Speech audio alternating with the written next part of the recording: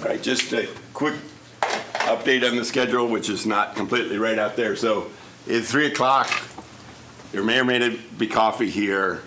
There'll be coffee on the second floor, reliably. There's 3 talks at 3:30. When the talks are over, after 50 minutes after the talks are over, we're going to go for an hour walk up the hill, sort of up the hill and back. And then some of us are going to go to Fieldworks Brewery to have a beer and pizza. You're welcome to join us. We'll grab an Uber there. All right, so So Fieldworks, the walk first, and then Fieldworks is close by? Or? Fieldworks is like an hour walk from here. So some people will bike, some people will take an Uber. I would suggest not walking, but. Okay, so the hour, there's a 1 hour nature walk. Yeah, there's a 1 hour nature walk, and then we'll come back. Okay. We'll come back to Simon's. So this is a session of sort of shorter talks. Some of them may not be as close related to memory management as as some of the talks we've had yet this week. So our first speaker is going to be Sebastian Wild, who will speak about succinct preferential attachment graphs. Yeah, thanks, Kirk, for the introduction. Already putting the disclaimer in that it might not be as close to memory management. I'll touch a little bit on it, but yeah. It's great to be here. It was a lovely week so far. This is joint work with a bunch of people and also connected to an EPSRC project that amazingly the UK government or UK funders are allowing me to take to Germany, which means I'm recruiting a postdoc. I'll repeat that at the end, but if you know someone, keep that in mind. I'm physically now in Marburg in Germany. So in case you don't know where that is, that's roughly where it is. An hour north of Frankfurt. But to the actual topic, I want to say a little bit of a motivation for this kind of way of looking at compression and working on compressed data. And I'll give you 2 examples where this worked well in the simple case of trees and where it works somewhat for a special type of graphs. And the hope is to extend that further in that project. This is a bit of a sales pitch also for the funder. So I'll cut that short, but I left the slides just for the broad scope. But if data keeps getting bigger, a good way to manage data is not even use it by just making things smaller from the get-go. And in terms of theory questions you can derive from this, you could either ask, what does it even mean? What's the intrinsic information of a graph? This is somewhat well understood for text, even though there's still some work on this. But at least there's the old school information theory that gives you some hint. For graphs, that's not really there, and we don't have a unique answer to this.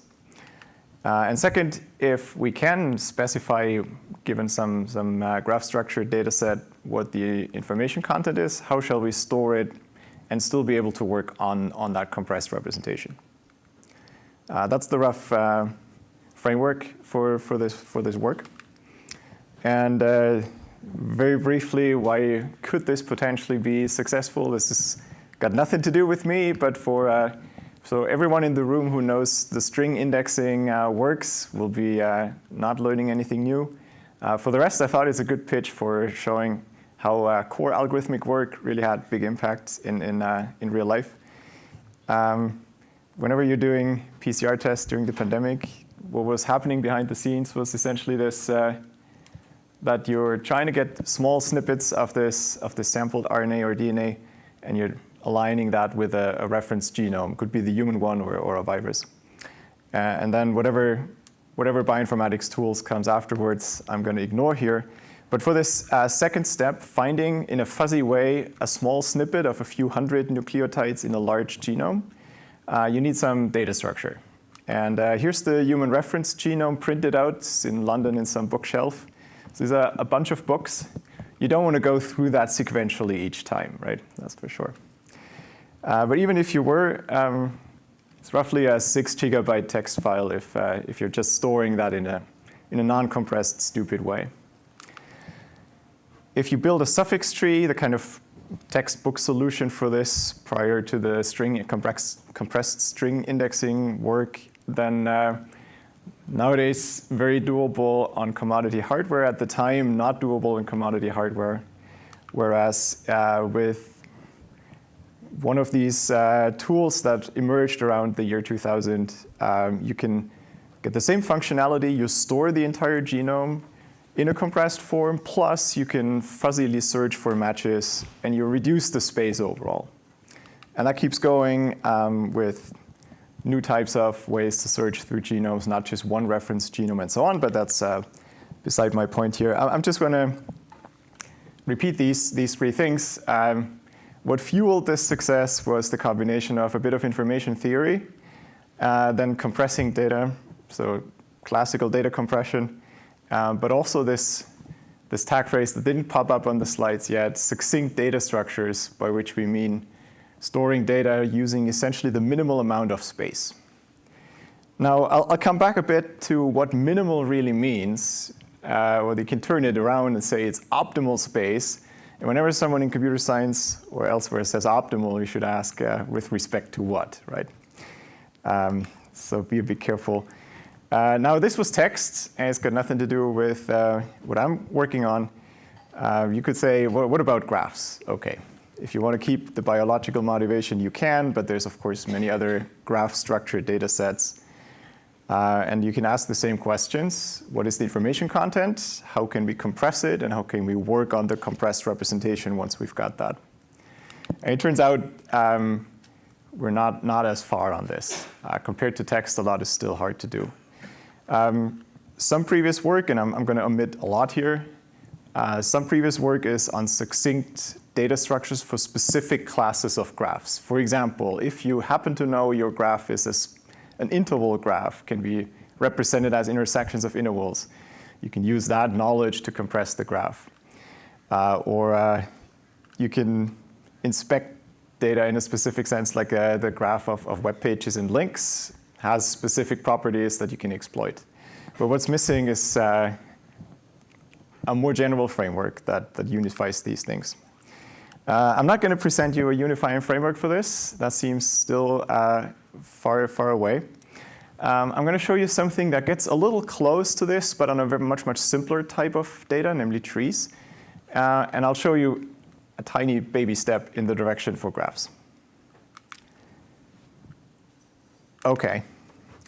The first part about these tiny trees, let's talk a bit about optimal compression. If you look at this picture, you'll probably recognize it. Now, how much can you compress this, right? It's a high-resolution image, or assume it is, so it needs a few megabytes if you just compress it with, I don't know, PNGs. Let's stick with lossless compression.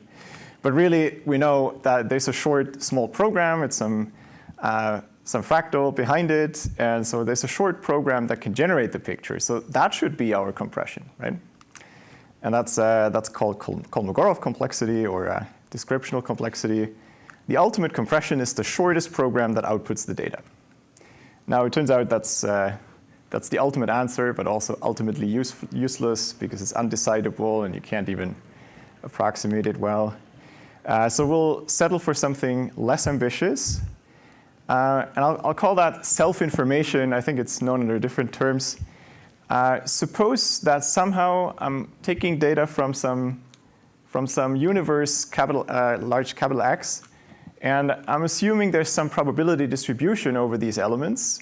Then there's a well-justified way of saying how surprised am I to see if a certain element X arises, namely log of 1 over the probability. And so we should aim at representing objects with that number of bits. That's what I'm going to call optimal or hyper-succinct. The term has some terrible history because other further, more succinct versions were already taken. Is that clear so far? Now, of course, you can question. This depends a lot on the distribution that you assume on this universe, and that comes out of nowhere. So is that not a bit arbitrary? Now, let's step into wishful thinking land. Maybe we can pick some encodings so that for many reasonable distributions, we're close to this optimal space according to that distribution, but using the same kind of compression method. And I'd like to convince you that this is not completely unattainable. Now, it depends on what reasonable is. And you have to make some assumptions there, otherwise, simple examples show you can't do this. For graphs, I'm not going to show you an answer, but let's look at trees where we get a little closer and surprisingly simple if you ask me. First of all, these are some distribution over binary trees. I'm going to fix tree means binary tree for the rest of this talk. So it's rooted, it has a left and a right child, each of which can be empty, as in binary search trees. Now you could, for example, say the distribution over shapes of trees is what you get if you insert into an unbalanced binary search tree a random permutation, one element after the other. That's going to have a specific skewed shape. In particular, the balanced ones are much more likely than these long chains. So it's highly non-uniform. And you also see this in the entropy, which is the expected number of bits you could use to compress this, is a good deal lower than the worst case when it's uniform. And there's a bunch of other distributions, more or less self-explanatory and sensible. So this is kind of the, yeah. Like, I would have guessed bigger than 2n. Given the benefit of hindsight, is 2n sort of makes sense? Is it reasonable? So I'm not going to store any labels. I'm only storing the topology of the tree. So the nodes are all anonymous, just dots. And so the 2n is kind of easy to see if you think about how to encode a tree. You can use 2 bits, for example, by specifying for each vertex, for each node, has it a left child, yes, no? Has it a right child, yes, no? And if you do that in a depth first order, that's unique. And so that's where the 2n comes from. You can also do a balanced parenthesis string that represents the tree. That's also possible. That's why the 2n is the well-known, in the succinct data structures community, well-known bound that you're running up against. Yeah. Why for a full binary tree the entropy is n? Because if you are only caring about the structure without labels, then the full binary tree only has one possibility, right? So I guess full depends what you mean by full, and I mean something different than what you have in mind, I think. I think full here meant that a node always has 0 or 2 children, but the shape is still not predetermined. Okay. It's not how would you call the other, complete? Complete. Yeah. So heap shape, then I guess the entropy is just nothing, right? If you know the size, it's 0. Yeah. Another surprise, I think, is AVL trees. There's very few AVL trees. Okay. How can you get close to this? I'm not going to tell you much how this works. I'm just going to say there's existing data structures that get the 2n bits for a static tree and support pretty much all operations that you could think of on a word RAM in constant time. So you get the tree, you pre-process it, then it's storing 2n bits plus a little o of n extra term, and you can answer most queries about the tree in constant time, say the size of a subtree, or navigating to a child, or jumping d levels up. All these kind of operations are doable in constant time. And that's been known before. There's several ways to do it. One way that we latched off on is a recursive decomposition.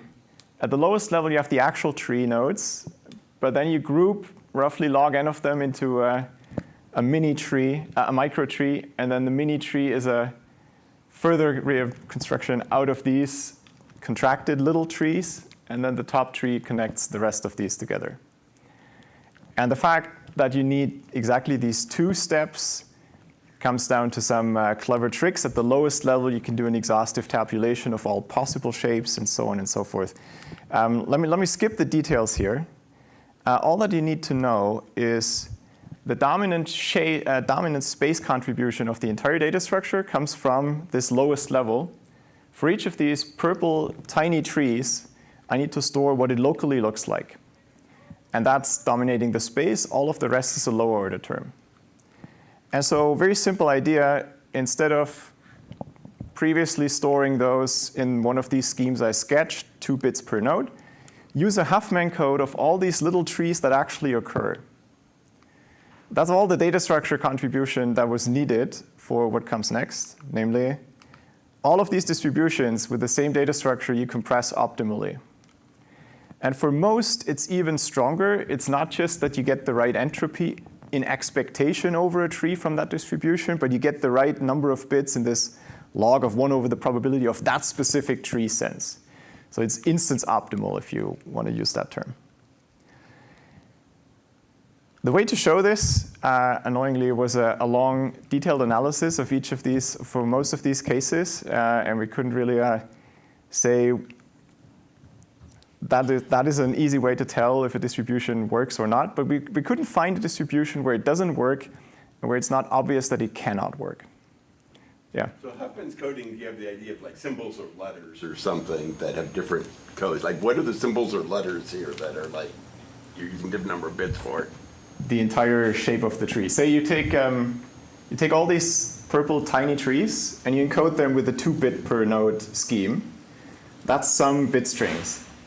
And some of these occur more often than others. And there's got to be many duplicates because we're using n divided log n of these micro trees. And they're each just log n nodes large. We're log n divided 4. So there's only square root n different trees.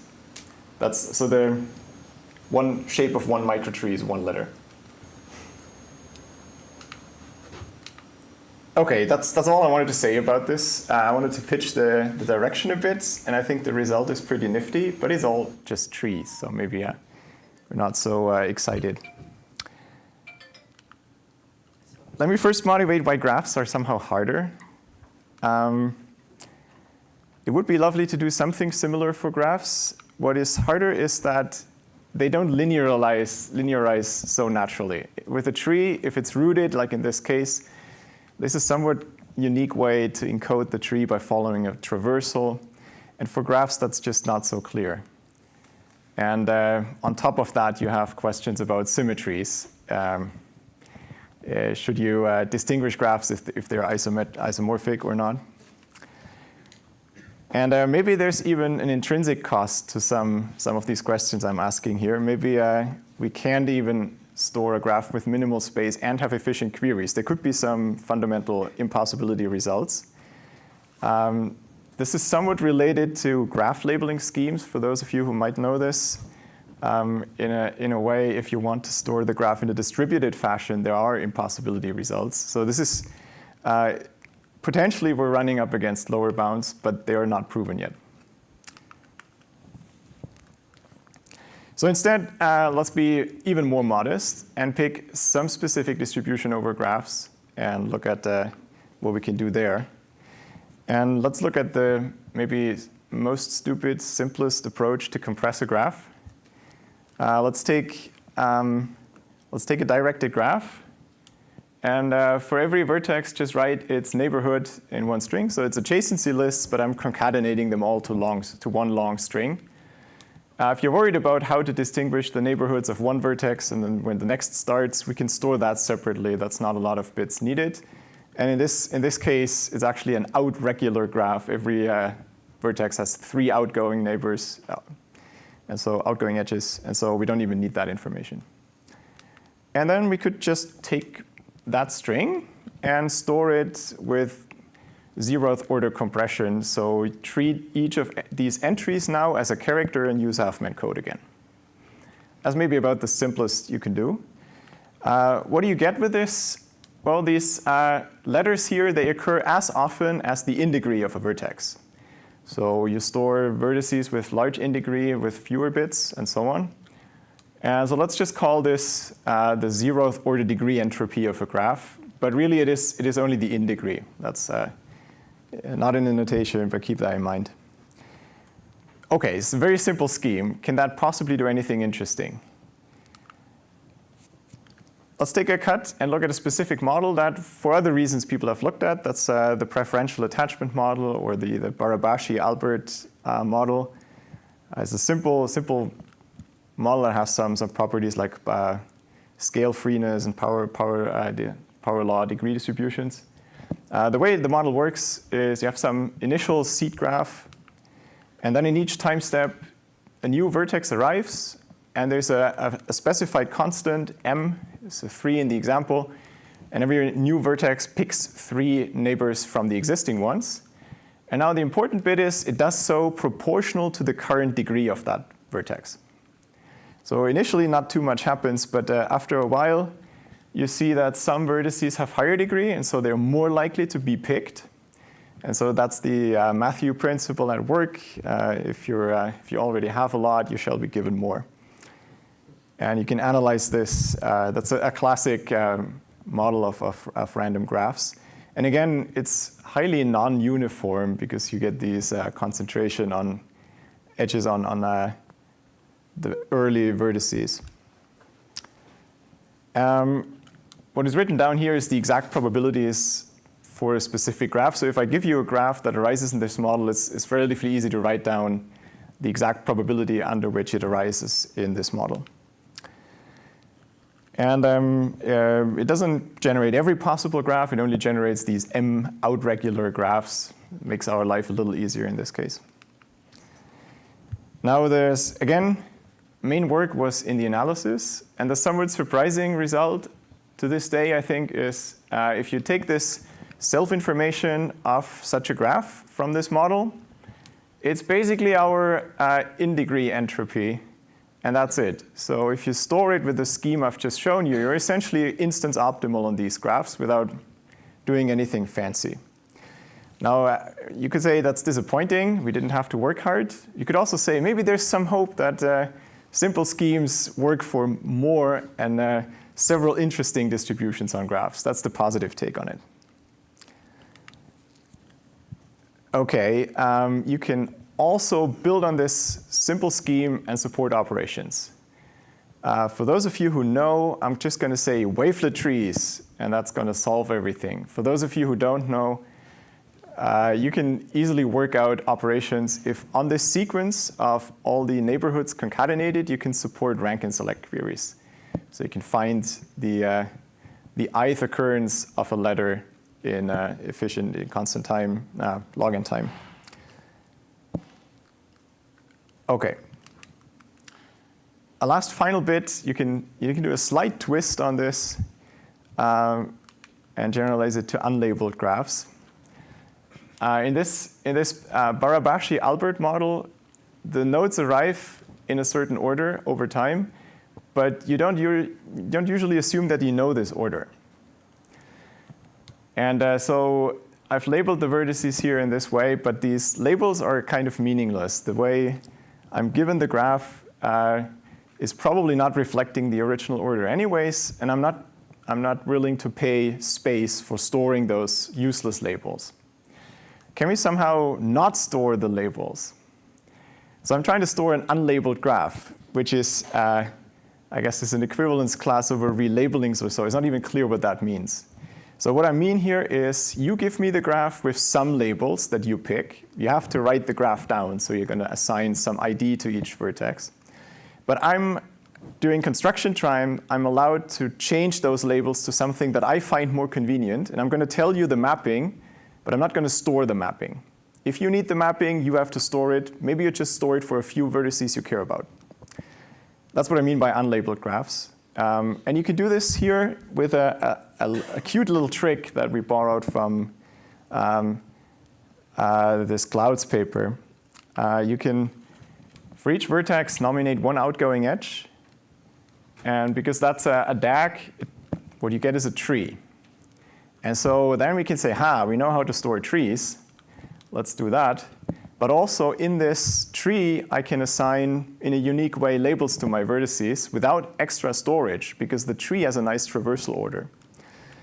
And so that allows you to do two things. You can get rid of one outgoing edge per vertex, and you can store labels for the vertices without actually paying extra space. They're implicit in the tree.